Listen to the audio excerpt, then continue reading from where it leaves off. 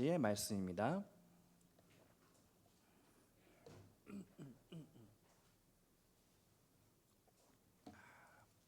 마가복음 1장 29절에서 34절까지 저와 여러분이 한 절씩 교독하시고 마지막 절 다 같이 읽도록 하겠습니다. 제가 먼저 29절부터 읽겠습니다. 회당에서 나와 곧 야고보와 요한과 함께 시몬과 안드레의 집에 들어가시니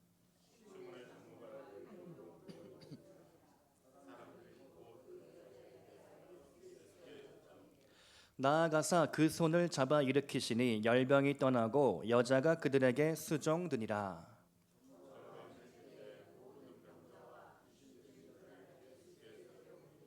온 동네가 그 문 앞에 모였더라. 예수께서 각종 병이 든 많은 사람을 고치시며 많은 귀신을 내쫓으시되 귀신이 자기를 알므로 그 말하는 것을 허락하지 아니하시니라. 아멘. 마가복음 강해 오늘은 7번째 시간으로 예수님은 누구신가? 라는 제목으로 말씀을 나누겠습니다. 모든 교회들의 원형이 있다면 초대교회입니다. 초대교회는 사도들의 가르침을 받아 교회가 부흥되었고 성장을 했죠. 사도들은 예수님의 제자들입니다. 그러니까 사도들은 예수님이 하신 그대로, 예수님이 말씀하신 그대로 교회 사역을 시작했던 것이죠. 예수님이 하신 사역을 세 가지로 정리할 수 있습니다. 티칭, 프리칭, 힐링. 가르치고 치유하고 전파하는 사역이 예수님의 3대 사역입니다. 그래서 많은 교회들이 티칭, 프리칭, 힐링 이 세 가지 사역을 중점으로 교회를 시작합니다. 제가 신학생일 때 처음 전도사 사역을 시작했던 교회, 그 교회도 비전이 바로 이 가르치고 전파하고 치유하자, 이 3대 사역을 중점으로 두고 있었는데요. 많은 교회들이 예수님의 사역, 예수님이 어떻게 사역하셨는지 그것을 이어받기를 원합니다. 예수님이 하신 그대로 해야 우리가 복음적인 교회를 세워나갈 수 있기 때문입니다. 근데 여러분, 이 순서가 중요합니다. 티칭이 있고 또 프리칭이 있고 그 다음에 힐링이 와야 되는데, 사실 우리는 인간적인 욕심에 힐링 받기를 원합니다. 그러니까 내 몸의 약함, 질병, 또 정서적인 문제, 이런 것들을 먼저 힐링 받기를 원하고, 그리고 나서 교회를 다니거나 그리고 나서 어떤 다른 무언가를 원하는 그런 심리가 우리 가운데 있습니다. 사실 교회에 오는 사람들 중에 대부분 문제 해결을 바라고 교회를 찾는 경우가 많죠. 가정에 문제가 있고 사업에 문제가 있고 또 내 병에 질병이 있으니 내가 이 문제를 해결받기 위해 교회를 다녀야 되겠다, 하나님을 믿어봐야 되겠다, 이렇게 생각하는 경우들이 많이 있습니다.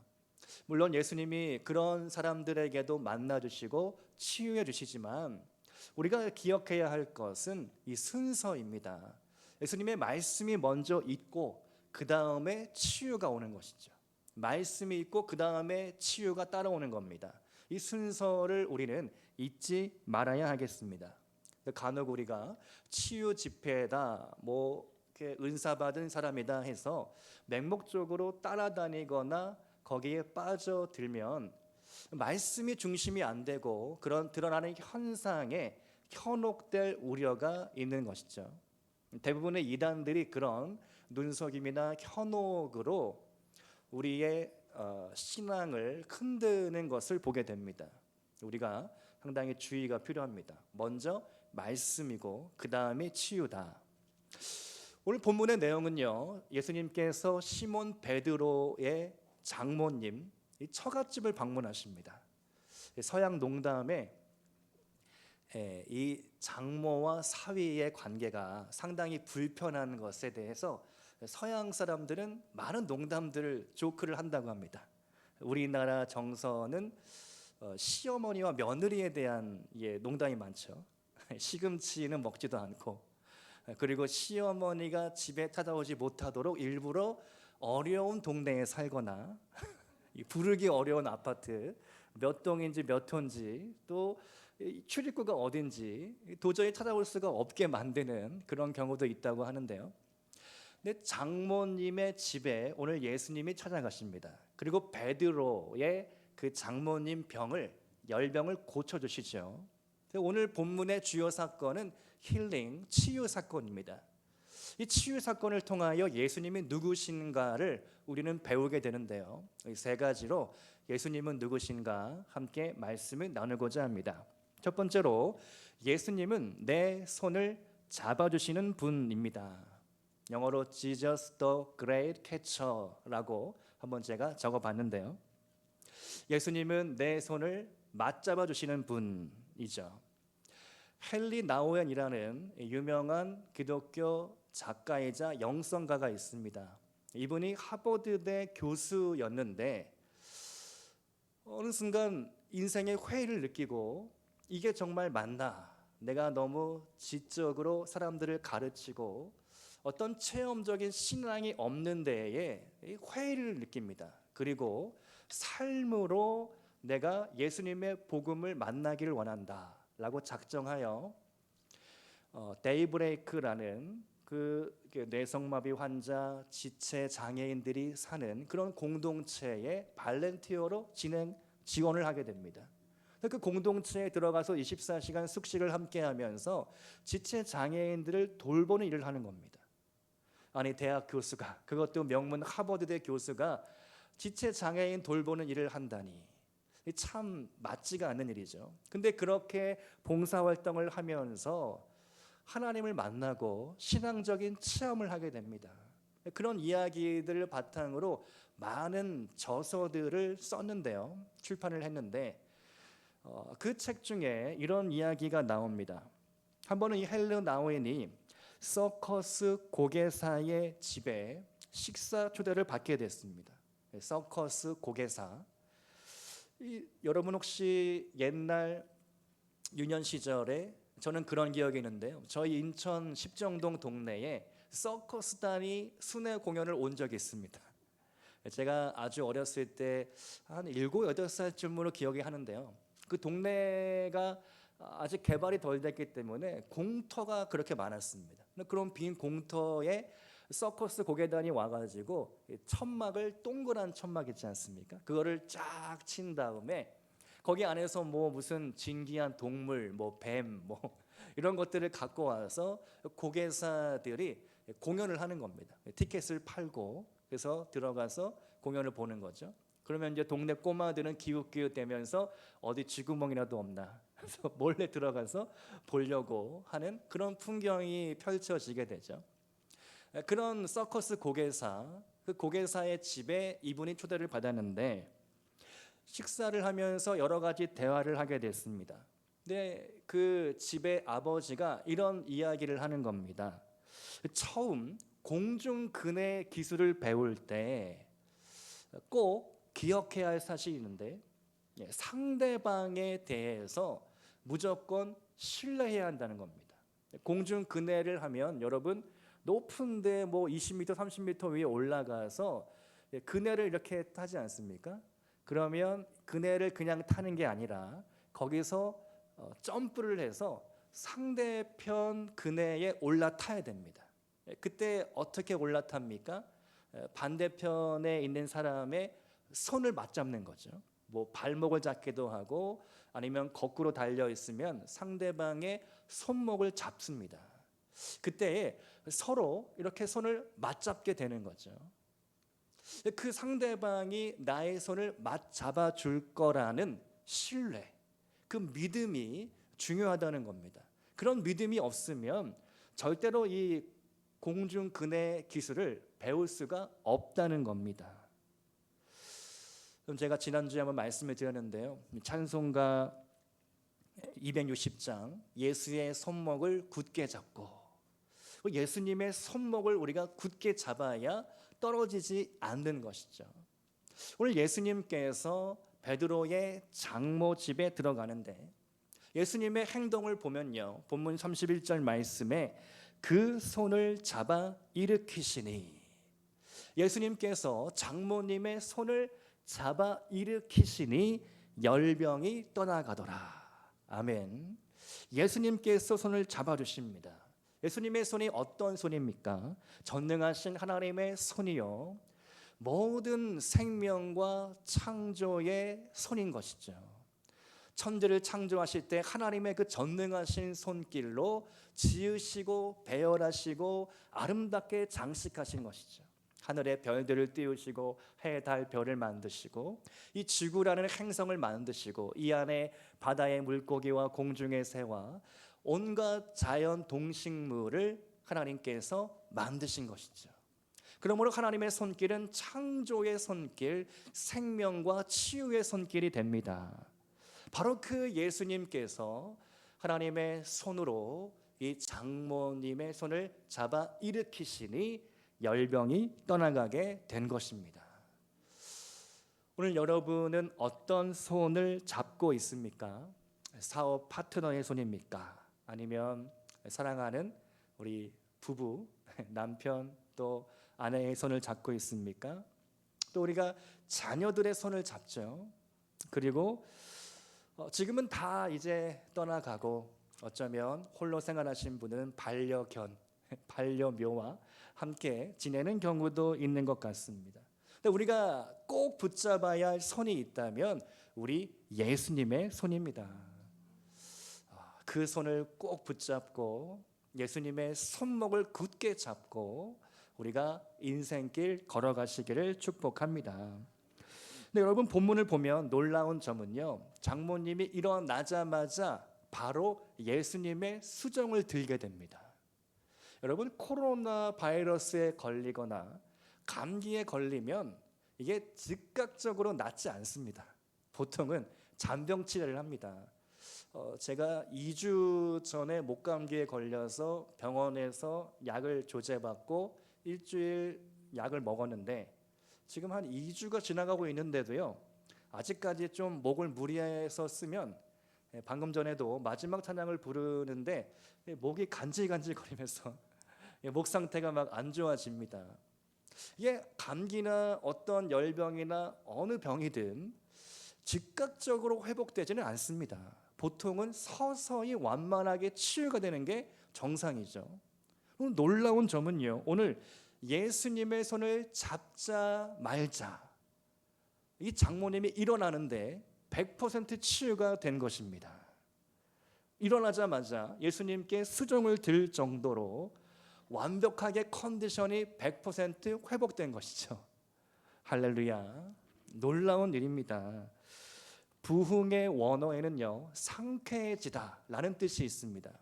부흥은 소생하고 또 회복된다는 의미인데 부흥의 원어 가운데 상쾌해지다, 제가 이 말씀을 한 몇 주 전에 나눈 적이 있었는데요, 깜짝 놀랐습니다. 부흥이 상쾌해지다는 뜻이 있다.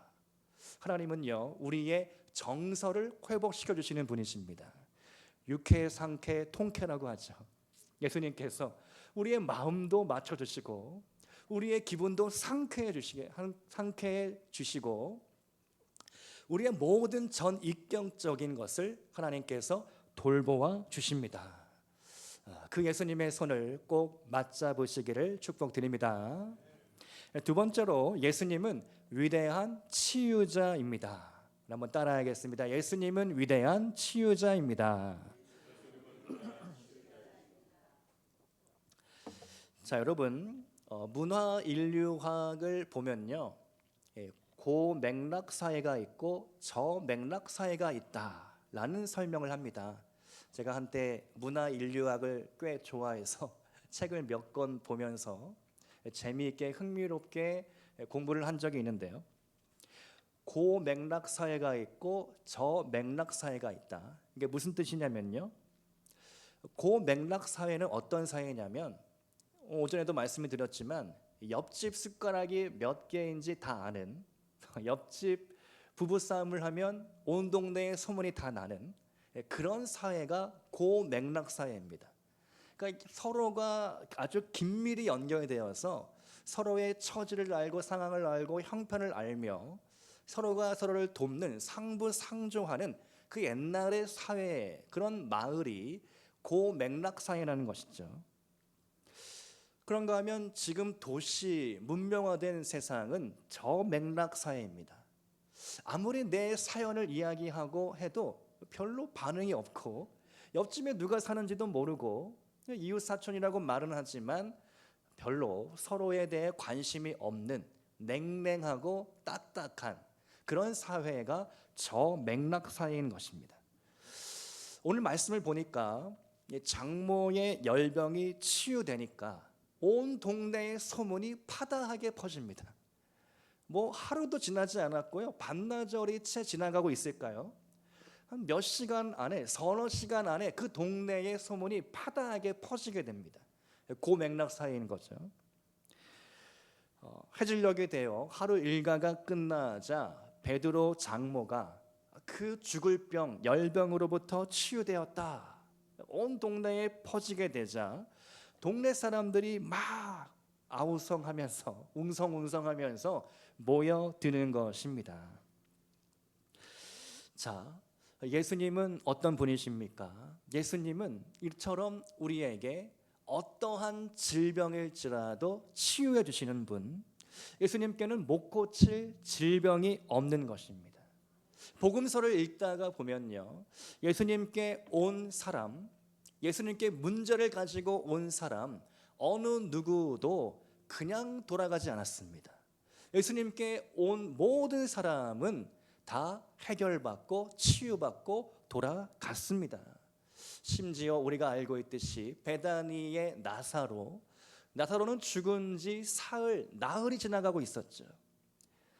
우리가 보통 사흘장을 치릅니다. 혹시나 깨어날까 싶어서, 혹시나 회생할까 싶어서 죽은 자는 사흘장을 치르는 것이죠. 나사로는 동굴에 안장이 된 지 나흘째가 지나가고 있습니다. 이미 썩어서 냄새가 나고 있습니다. 그런데 예수님이 그런 죽은 나사로도 일으켜 세우신 것이죠. 예수님께는 못 고칠 질병이 없습니다. 심지어 죽은 자도 일으키시는 분이시죠. 오늘 본문을 보니까요, 32절 말씀을 봅니다.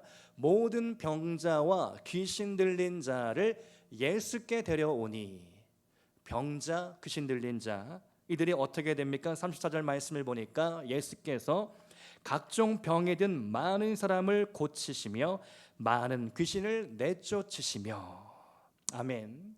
모든 병자가 예수님께 왔다. 많은 사람들을 고쳐주셨다. 모든 사람들이 예수님께 나와 오기만 했을 뿐인데 100% 완치가 되었습니다. 예수님은 이처럼 위대한 치유자가 되십니다. 여러분, 예수님께 여러분의 문제를 가지고 나가시기를 바랍니다. 내 마음에 답답한 것, 원통한 것, 억울한 것, 내 상황과 처지와 형편 다 있는 그대로 예수님께 고해 보시기를 바랍니다. 예수님이 여러분의 사소한 일까지도 들으시고 해결하시는 줄로 믿습니다. 우리의 작은 숨소리도 아시고 또 우리의 큰 외침도 아시고 모든 음성을 하나님께서 지금 듣고 계신 것이죠. 그 예수님의 위대한 치유자 되심을 믿음으로 나아갈 수 있기를 소망합니다. 세 번째로, 예수님은 위대한 메시아이십니다. 예수님은 누구십니까? 예수님은 메시아로 이 땅에 오셨습니다. 근데 오늘 말씀을 보니까 의아한 대목이 발견이 되죠. 예수님은 나의 존재, 나의 정체를 알리지 말라고 경고하십니다. 1901년에 윌리엄 브래데라는 사람이 이런 궁금증을 가졌습니다. 왜 예수님은 자신의 정체를 비밀로 하셨는가? 이 주제에 대하여 깊이 있게 연구를 했습니다. 이 사람에 따르면 예수님은 부활 전까지 자신이 메시아로 왔다는 사실을 비밀에 붙였다, 이렇게 연구하고 많은 논문들을 썼는데요. 근데 이 주장이 그다지 큰 호응을 거두지는 못했습니다. 제가 예수님이 왜 메시아로 왔음을 비밀에 붙였을까? 한번 연구를 하고 생각을 할 때 아마도 예수님은 복음을 전하고 자신의 사역을 이제 진행함에 있어서 걸림돌, 거침돌이 생기는 것을 원하지 않으셨던 것 같습니다. 지금 예수님의 사역이 이제 초창기거든요. 예수님이 제자들을 부르시고 그리고 나서 거의 초반에 베드로 장모님의 집에 방문해서 고쳐주셨죠. 아주 초창기의 일인데 이 초창기부터 내가 메시아고 내가 그리스도로 왔음을 모든 사람들이 알게 되면, 특히 바리새인들, 서기관들, 종교 지도자들, 권력자들의 귀에 들어가면 이 사역이 이 흐름이 끊기게 되니까, 방해가 되니까 그것이 부담스러웠던 것 같습니다. 물론 예수님은 이 땅에 메시아요 그리스도로 오셨죠. 그러나 아직은 그 진리가, 그 사실이 드러나서는 안 되었던 것입니다. 본문 34절 말씀을 보겠습니다. 마가복음 1장 34절 말씀을 보니까 귀신이 자기를 알므로 그 말하는 것을 허락하지 아니하시니라. 아멘. 아직은 메시아로 왔음을 비밀에 붙여라. 이것이 예수님의 말씀이었습니다. 자, 그러나 오늘 우리는 예수님이 메시아로 오심, 나의 구주가 되심, 그리고 나를 구원하신 분이라는 것, 이 진리를 우리는 만방에 알려야 되겠죠. 오늘 본문 가운데 예수님의 소문이 은근히 그러나 아주 빨리 전해졌던 것처럼 오늘 우리도 예수님의 소문을 전하는 사람이 되어야 하겠습니다. 우리 한번 따라서 하겠습니다. 예수님의 소문을 전하는 사람이 됩시다. 여러분, 어떤 소문을 옮기고 계십니까? 마트에 수박이 세일한다. 오늘 파가 아주 저렴하게 나왔다. 오늘 놓치면 안 된다. 이런 소문을 전하십니까? 어떤 소문을 전하십니까? 바라기는 정말로 나를 구원한 예수님, 이 무더위에 쉼터가 없지만 여호와의 날개 아래 거함이 은혜입니다. 여호와의 날개 아래 거하면 안전합니다. 하나님 안에 주님을 믿음으로 구원받고 새로운 생명을 누리시기 바랍니다. 예수님의 소문을 전파하는 자가 되시기를 축복합니다. 나아가서 우리 교회에 좋은 소문을 내는 성도가 될 수 있기를 축복합니다. 우리 교회 잠실빛나 교회에 말씀이 있고 예배가 있고 찬양이 뜨겁고 하나님의 임재가 있는 교회입니다. 어느 누구라도 와서 기도하실 수 있습니다.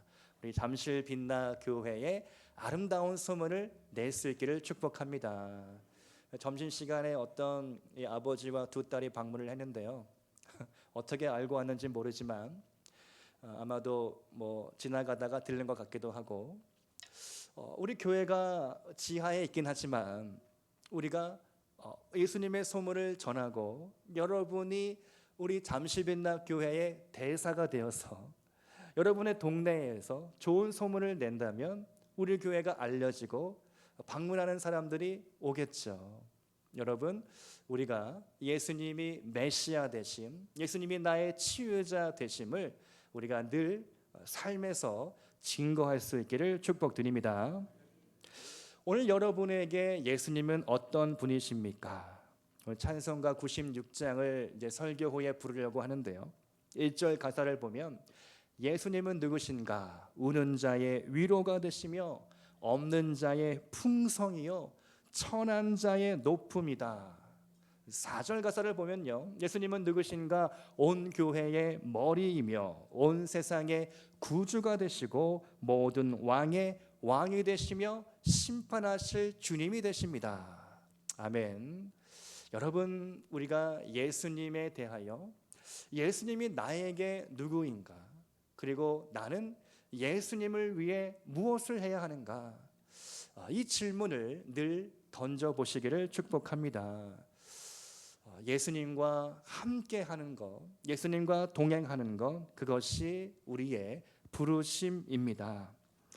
오늘 말씀의 결론입니다. 예수님은 내 손을 잡아 일으켜 주시는 분이시죠.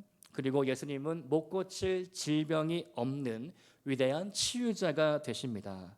이번 한 주간 무더위와 폭염이 계속 될 것입니다. 그러나 그럼에도 불구하고 예수님과 함께하는 기쁨, 예수님의 손을 꽉 붙잡고 그분과 동행하는 기쁨과 행복을 빼앗기지 마시기를 축복합니다.